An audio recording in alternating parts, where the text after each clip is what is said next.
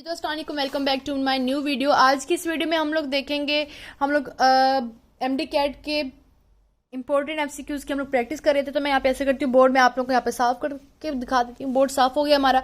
अब हमारा जो अगला क्वेश्चन है एमडी कैट के मुताबिक, वो हमारे पास है कि 3.2 ग्राम ऑफ मेथेनल CH3OH होता है, मीथेन का होता है CH4, ठीक है, लेकिन हमारे पास मेथेनल है तो हमारे पास CH3OH आ जाएगा।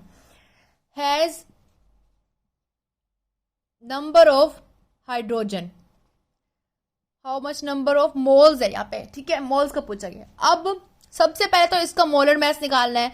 अब 32 है तो 3.2 लिख देंगे।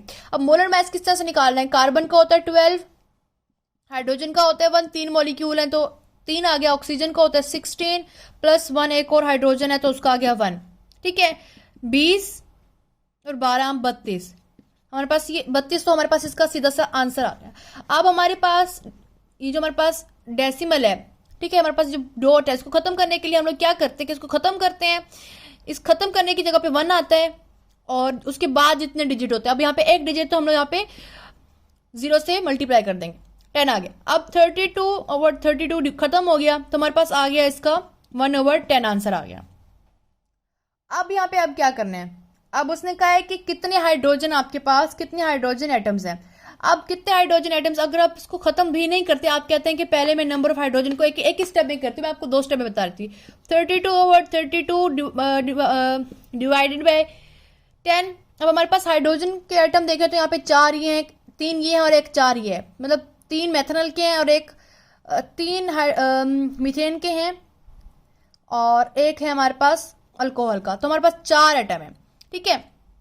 अब हम लोग इसको खत्म करते हैं तो हमारे पास 4/10 आता है, तो 2/5 हमारे पास इसका आंसर आता है। अब 2/5 को हम लोग जब डिवाइड करते हैं, सिंप्लीफाई करते हैं तो 0.4 आता है। अब 0.4 किस तरह से आता है? 5 अंदर रखा, 2 बाहर रखा, 2 टू द, ठीक है। एक मिनट, यहाँ पे मैं आपको बताती हूँ। 2 अंदर रखा, 5 को बाहर रखा, तो छोटा 0.20, 20 पे कैंसिल हो गया तो 0.4 हमारे पास ये आंसर आ जाता होता है इसका, ठीक है। इस तरह से अगर हम लोग इसका सेकंड क्वेश्चन देखते हैं, लेट्स सपोज वो हमसे पूछता कि 32 gram of methanal has number of oxygen. अब सब कुछ वही होना था, सिर्फ और सिर्फ क्या होना था यहाँ पे, चेंजिंग क्या होनी थी? चेंजिंग यहाँ पे सिर्फ होनी थी वो ये कि इसके जगह पे ऑक्सीजन आ जाना था। ऑक्सीजन हमारे पास है 1, तो हमारे पास 1 डिवाइडेड बाय 10 आ जाना था। तो क्या होना था कि 0.1 हमारे पास इसका आंसर आ जाना था। अगर वो पूछता कि नंबर ऑफ कार्बन बताएं तो क्या होना था? नंबर ऑफ कार्बन भी 1 आ जाना था यहाँ पे। अगर वो मेथेनल की जगह पे एथेनल पूछता, C2H5 कर देता, ठीक है, हमारे पास 6 ऑक्सीजन हो जाते, सॉरी 6 हमारे पास हाइड्रोजन हो जाते, 2 कार्बन और 1 हाइड्रोजन हो जाता। उस तरह से इसका मोलर मैस भी इसका चेंज हो जाता।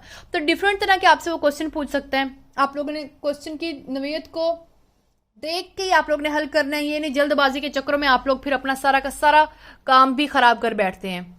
तो जल्दबाजी आप लोगों ने नहीं करनी है, देख के ही आप लोगों ने अपने क्वेश्चन को आपने सॉल्व करना है। मैं आपको दोबारा आपको फॉर्मूला बता देती हूँ जो अब हम यहाँ पे यूज हो रहे हैं, वो है mass over molar mass. Molar mass किस तरह से फाइंड आउट करते हैं? जितने भी हमारे पास गिवन एटम्स हैं उनके मैस को हम लोग जमा कर लेते हैं। जैसे कार्बन का 12 है, ऑक्सीजन का 16 है, हाइड्रोजन का 1 है, ठीक है, और किसका बताऊं मैं आपको, नाइट्रोजन है 14 है, और हीलियम का करते हैं 4 है, ठीक है। इस तरह से करके आप लोग डिफरेंट, आपको अगर याद नहीं हो रहा तो मैंने आपको डिफरेंट पीछे वीडियो में बताया था आप लोग किस तरह से इसको याद कर सकते हैं, तो आपके सामने ही है ये, ठीक है।